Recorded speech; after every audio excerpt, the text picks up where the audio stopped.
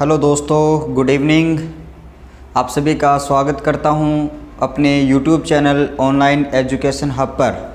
मैं हूं सूरजमल राठौड़, आपके साथ रात की 9 बजे वाली क्लास में फिर से जुड़ गया हूं और आपका तहे दिल से स्वागत करता हूं। और इस क्लास के दौरान हम पढ़ने वाले हैं राजस्थान हाई कोर्ट एलडीसी के लिए हिंदी व्याकरण।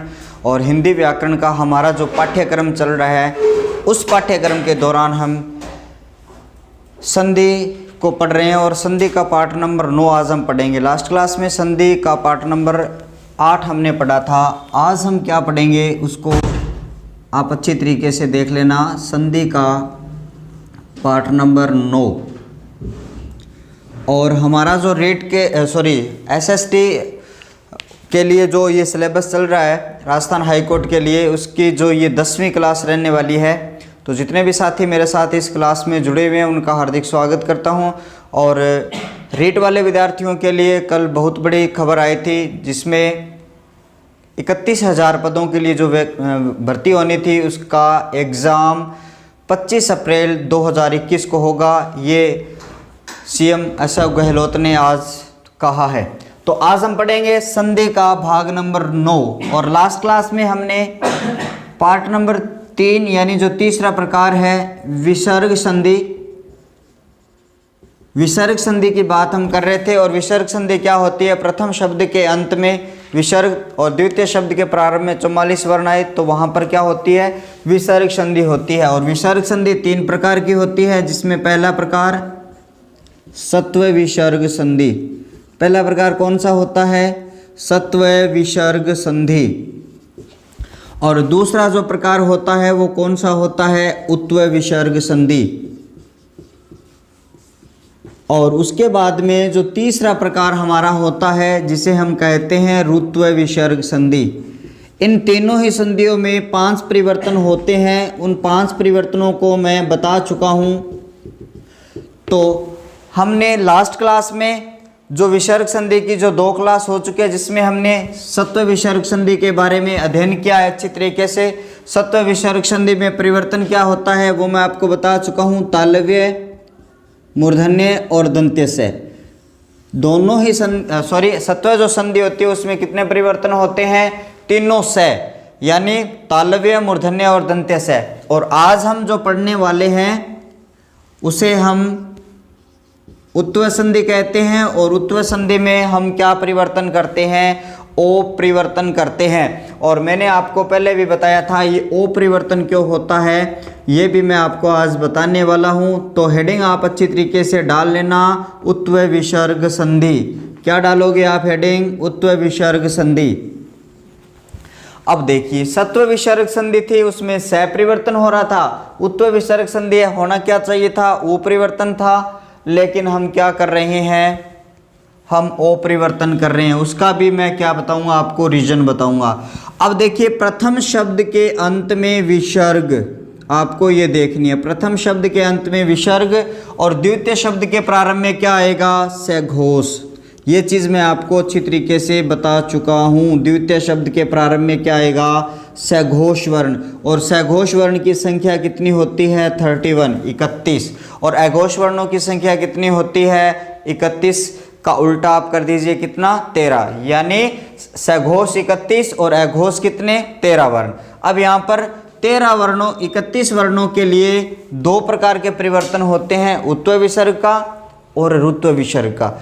तो क्या करेंगे? आप कहोगे गुरुजी हमें दोनों में यही कंडीशन मिल रही है, तो आप क्या करोगे? विसर्ग से पहले वाले स्वर के साथ आप आ जाओगे। विसर्ग से जो पहला स्वर होगा उस स्वर को आप देखोगे कौन सा स्वर आया है। अगर आपको ए स्वर मिल जाए, अगर आपको ए स्वर मिल जाए तो संधि आप कौन सी कर दोगे? संधि आप उत्व विसर्ग संधि कर दोगे। अब देखिए, उत्व विसर्ग संधि का परिवर्तन क्या है वास्तव में?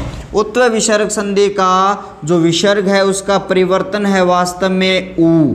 क्या परिवर्तन है? ऊ परिवर्तन है। तो ओ कहाँ से आया? अब देखिए, ऊ से पहले आपको क्या दिखाई दे रहा है? ए दिखाई दे रहा है। ऊ से पहले आपको क्या दिखाई दे रहा है? ए धन उ, ऐसी कंडीशन कहाँ मिलती है? गुण स्वर संधि में, और दोनों का जो परिवर्तन होता है वो क्या होता है? ओ। तो अब हम पहुंचे हैं किसके पास? ओ के पास। अब मैं आपको सीधा सीधा बता रहा हूं, ओ आपको मिले उत्तर विसर्ग संधि में, तो वहां परिवर्तन आप कौन सा करोगे? वहां पर आप ओ परिवर्तन कर देना और क्षेत्रपाल जी महाराज की जय बोल देना। आपका सवाल है वो बिल्कुल राइट हो जाएगा। देखिए उसके बाद में हम इसके जो नियम हैं, उसके जो उदाहरण हैं वो अच्छी तरीके से पढ़ने वाले हैं। जो साथी मेरे साथ देरी से जुड़ रहे हैं उनको बता देता हूं, रात की 9 बजे वाली क्लास में राजस्थान हाई कोर्ट एलडीसी के लिए हिंदी का पाठ्यक्रम चल रहा है निरंतर 10वीं क्लास। आज यहां से हम पढ़ रहे हैं, जिसमें हम विसर्ग संधि की, उत्तर विसर्ग संधि के बारे में बात कर रहे हैं। उत्तर विसर्ग संधि में क्या होता है, ये नियम आपका बन जाता है। ए विसर्ग के बाद में कोई भी सघोष वर्ण आए तो वहां पर आप विसर्ग का ओ परिवर्तन करते हो। देखिए अब उदाहरणों की बात हम करें तो आपको उदाहरण दिखाई दे रहा होगा, यस धन दा, उसके बाद में यस धन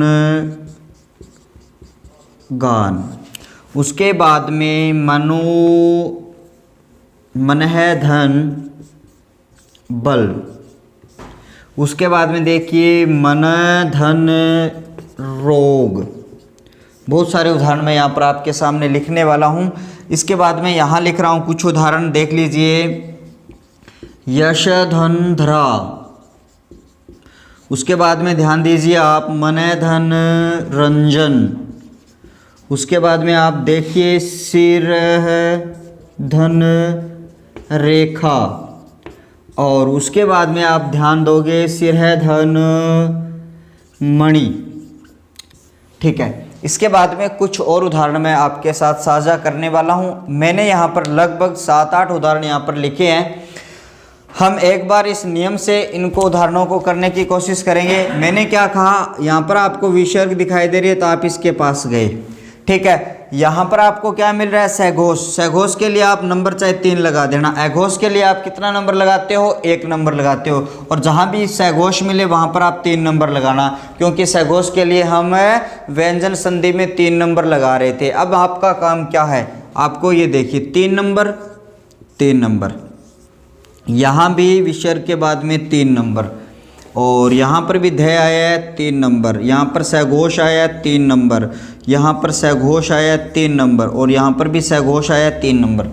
जैसे ही 3 नंबर लगेगा तो आप क्या देखोगे? विसर्ग के बाद में अगर 3 नंबर लगता है तो वहाँ पर उत्व और रुत्व दोनों हो जाती है। वहाँ पर उत्व और रुत्व दोनों हो जाती है। तब आप क्या कहो, गुरुजी पहचान कैसे करें? तो मैंने बताया कि आप विसर्ग से पहले चले जाइए, वहाँ पर अगर आपको ए स्वर मिल जाए तो संधि कौन सी कर देना? आप उत्व विसर्ग संधि कर देना। ये लीजिए ए, ये रहा ए, ये ए, ये ए, और ये यहाँ पर भी ए स्वर, यहाँ भी ए, यहाँ भी ए, और यहाँ भी है। यानी कुल मिलाकर जितने भी मैंने उदाहरण लिखे हैं वहाँ पर ए स्वर के साथ विसर्ग धन 3 नंबर आपको मिल रहा है। 3 नंबर मिल रहा है तो सबको क्या कर दीजिए? विसर्ग का परिवर्तन ओ करते हुए दोनों शब्दों को जोड़ दीजिए। शब्द बन गया यशोधा, यहाँ भी ओ जोड़ दीजिए, शब्द क्या बन गया? यशोगान। उसके बाद में मनोधन बल, ओ जोड़ना है आपको, मनोबल हो जाता है। उसके बाद में मनोधन रोग, मनोरोग हो जाता है यहाँ पर, क्योंकि यहाँ से आप ओ का परिवर्तन है वो करते जाओगे, और परिवर्तन का ही तो नाम संधि है। यहाँ क्या हो जाएगा? यशोधरा हो जाता है। क्या हो जाता है? यहाँ पर मनोधन रंजन है तो आप बताओगे क्या हो जाएगा? मनोरंजन हो जाएगा। ठीक है, तो मनोरंजन में कौन सी संधि हुई? मनोरंजन में आपकी उत्व विसर्ग संधि हुई। सरधन रेखा, और शब्द क्या बन गया? शिरोरेखा। शिरोरेखा किसको कहा जाता है? जो शब्दों के ऊपर हम एक आड़ी रेखा खींचते हैं उसको शिरोरेखा कहा जाता है। शिरोधन मणि, और इसका क्या बन जाएगा? शिरोमणि। नया शब्द यहाँ पर बन जाता है। इस तरीके से आप इन शब्दों को अच्छी तरीके से कर लेते हो। कुछ और उदाहरणों को मैं आपके साथ अभी साझा कर रहा हूँ, इतने ही और उदाहरण हम यहाँ से करने वाले हैं। चलो आगे देखिए फिर कुछ और उदाहरण है। आशा करता हूँ कि आपने नोट डाउन किया होगा अच्छी तरीके से। एक बार फिर से आप सभी का स्वागत कर रहा हूँ। जो देरी से जुड़ रहे हैं उनको लिए बता देता हूँ, संधि की 9वीं क्लास यहाँ पर चल रही है और LDC के लिए ये 10वीं क्लास चल रही है। और इसके साथ साथ और आपको बता देता हूँ, जल्दी ही हम रीड के लिए प्रैक्टिस सेट आपके लिए लेके आने वाले हैं।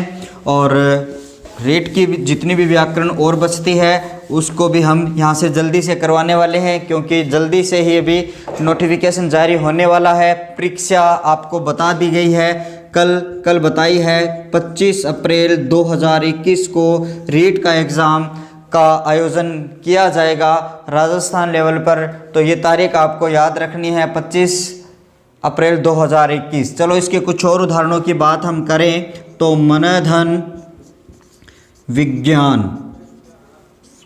उसके बाद में नेक्स्ट उदाहरण की बात हम करें अधय धन वस्त्र। उसके बाद में यहाँ से लिखता हूँ मैं प्य धन जय। प्य पानी होता है, प्य धन द, मन धन जय, मन में उपजने वाला। उसके बाद में शर धन ज। उसके बाद में बात करें तप धन गुण और रज धन गुण। बस इतने ही उदाहरण आपके लिए मेरे हिसाब से काफ़ी रहेंगे इसी उत्तर विसर्ग संधि के। अगर उत्तर विसर्ग संधि के उदाहरण पूछे जाते हैं तो मैं ये नहीं समझता कि इन उदाहरणों से कोई भी उदाहरण है वो बाहर जाने वाला है। तो इन्हीं उदाहरणों का हल अब देख लेते हैं, किस तरीके से ये इनको हमें हल कर लेना है। देख लीजिए यहाँ से देखिए मन, यहाँ पर आपको विसर्ग, यहाँ से आपका 3 नंबर। उसके बाद में आपको यहाँ पर क्या मिल रहा है, ए विसर्ग के बाद 3 नंबर। तो क्या परिवर्तन करोगे आप, ओ, और शब्द क्या बन जाएगा, मनोविज्ञान। मनोविज्ञान इसका शब्द है वो बन जाता है। अधय वस्त्र आपका ए विसर्ग के बाद में ये 3 नंबर आपको मिल रहा है।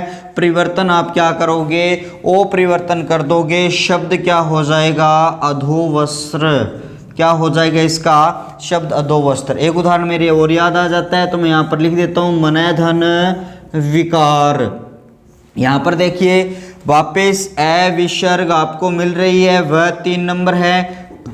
तो परिवर्तन क्या करना है आपको, ओ का परिवर्तन यहाँ से करना है और शब्द बना दो मनोविकार। मनोविकार बना दिया आपने। अब देखिए यहाँ पर ए विसर्ग के बाद में 3 नंबर, तो ओ परिवर्तन करो, शब्द क्या बना दो, प्योज। जो पानी में जन्मता है वो प्योज है। ए विसर्ग के बाद में 3 नंबर, तो ओ परिवर्तन करो, प्योद। जो प्य पानी को धारण करता है, बादल।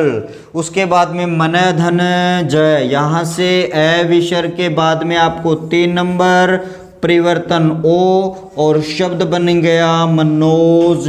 मनोज का जो संधि विच्छेद होता है मनः धन जय होता है, जो मन में उपजता है उसे मनोज कहा जाता है। देखिए उसके बाद में अ विसर्ग के बाद में 3 नंबर और शब्द क्या बन गया आपका ओ, और नया शब्द बनाएंगे तो क्या बनेगा, सरोज। क्या शब्द बन जाएगा, सरोज यहाँ से बन जाता है। इसी प्रकार से ए विसर्ग के बाद में 3 नंबर, ओ परिवर्तन करो और शब्द क्या बन गया, तपोगुण। क्या शब्द बन गया यहाँ पर, तपोगुण शब्द बन जाता है। उसके बाद में ए विसर्ग के बाद में 3, ओ परिवर्तन करो, शब्द क्या बना दो इसका, रजोगुण बना दो। तो इस तरीके से आपकी उत्तर विसर्ग संधि बड़ी बड़ी इस पहले नियम से क्लियर हो जाती है। आशा करता हूँ कि ये जो नियम है बेहतरीन नियम आपके लिए रहा होगा। अच्छा नियम लगे तो एक बार क्षेत्रपाल जी महाराज की जय बोलते हुए कमेंट में लिख दीजिए। और फिर अपने इसके 2 छोटे छोटे नियम और बच जाते हैं, बिल्कुल छोटे से नियम है, सीमित ही इसके उदाहरण हैं, वो मैं यहाँ पर आपको करवा देता हूँ। तो उत्तर विसर्ग संधि बिल्कुल आसान और छोटी सी हो जाने वाली है। नोट डाउन आप कर लेना, फिर मैं नेक्स्ट नियम उत्तर विसर्ग संधि का दूसरा नियम मैं आपको यहाँ से करवाने वाला हूँ। देखिए उत्व विसर्ग संधि का नियम नंबर 2। ये अभी हम 1 नंबर नियम पढ़ रहे थे, जिसमें हम क्या पढ़ रहे थे, ए विसर्ग के साथ में सघोष वर्ण,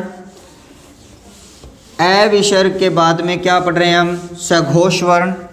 और सघोष वर्ण दोनों ही रुत्व और उत्व में होता है, लेकिन हमने इसके लिए कंडीशन रख दी। क्या कंडीशन रख दी कि विसर्ग से पहले ए स्वर आना चाहिए, तब तो ये उत्व है, और ए से अगर भिन्न स्वर आता है तो ये रुत्व है। अब देखिए पहला नियम तो ये था, पहला नियम तो ये था। इसी का भी दूसरा नियम मैं बताता हूँ। ए विसर्ग तो आपको मिलेगी ही मिलेगी, तभी तो क्या होती है, तभी तो आपकी उत्व होती है। ए स्वर के बाद में अगर ए स्वर आ जाए, ए स्वर के बाद में अगर ए स्वर आ जाए, क्योंकि अघोष ये भी क्या होता है, अघोष नहीं सॉरी सघोष वर्ण होता है, इसका भी आपको नंबर 3 लगाना है। इसका भी आपको क्या लगाना है, 3 नंबर लगाना है। ए विसर्ग के बाद में दोबारा से ए आ जाए, ए स्वर सघोष होता है, तो नियम तो हमारा वही है, लेकिन इसमें हल्का सा परिवर्तन है। क्या परिवर्तन है, अगर ये आपको कंडीशन मिले तो आपको क्या करना है, अगर ए विसर्ग के बाद में दोबारा से ए स्वर आ जाए तो आपको क्या करना है, तो आपको क्या करना है, करना क्या है, इस ए विसर्ग का परिवर्तन तो आप क्या करते हो, ओ विसर्ग का परिवर्तन ओ करते हो।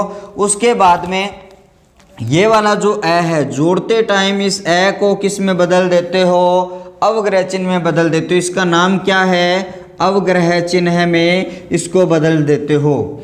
कई बार क्या है, इस अवग्रह चिन्ह का लोप भी आपको मिल जाता है जुड़े हुए शब्दों में। अगर अवग्रह चिन्ह है तो पहले इसको प्राथमिकता देनी है, अगर ये नहीं है तो हटे हुए जो अवग्रह चिन्ह है इसका जब लोप हो जाता है तो इसको हमें क्या देनी है, प्राथमिकता देनी है। नियम आपके समझ में आया होगा, कुछ उदाहरणों से ये नियम है आपके बिल्कुल ही क्लियर हो जाने वाला है। सबसे अच्छा उदाहरण, सबसे बढ़िया उदाहरण, क धन अपि।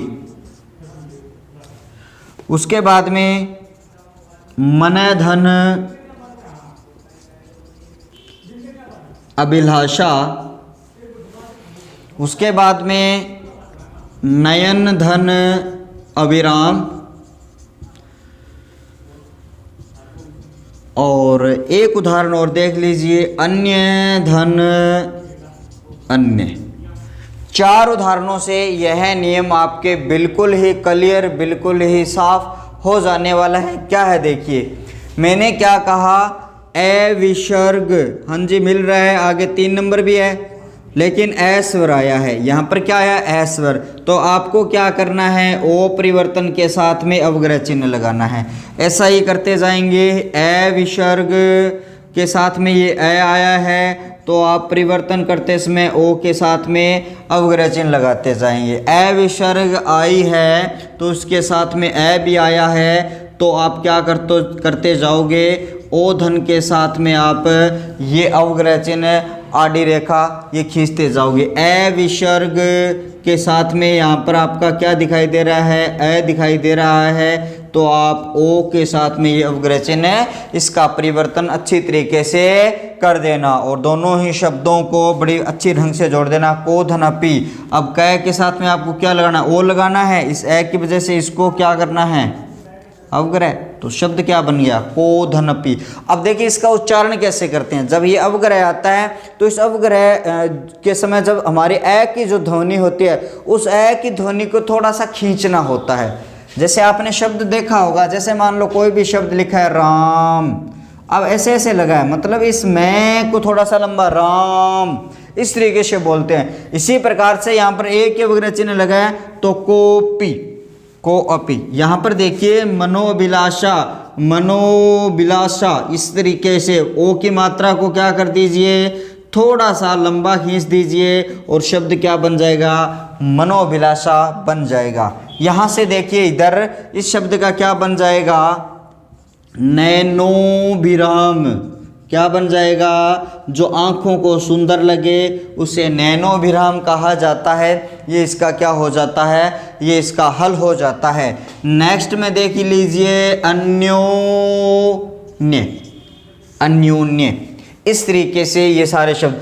अब मैं जो दूसरा नियम ये बता रहा कि कई बार क्रॉस हो जाता है, तो कई बार क्या इसको ऐसे लिख दिया जाता है, कई बार इस शब्द को मनोभिलाषा ऐसे भी लिख दिया जाता है और इसके बीच में ये काट के लिख दिए जाते हैं। लेकिन परीक्षा में कभी भी आए तो आप इनको क्या दोगे, प्राथमिकता दोगे, क्योंकि नियम आपका यही कहता है कि ए स्वर के बाद में अगर ए स्वर आता है तो वहाँ पर परिवर्तन क्या करना होता है, हमें ए विसर्ग का तो ओ परिवर्तन करना होता है और उसके बाद में जो ए आया है उसका अवग्रह चिन्ह आप क्या कर देते हो, यहाँ से परिवर्तन कर देते हो और इस नियम को आप क्या कर देते हो, क्लियर कर देते हो।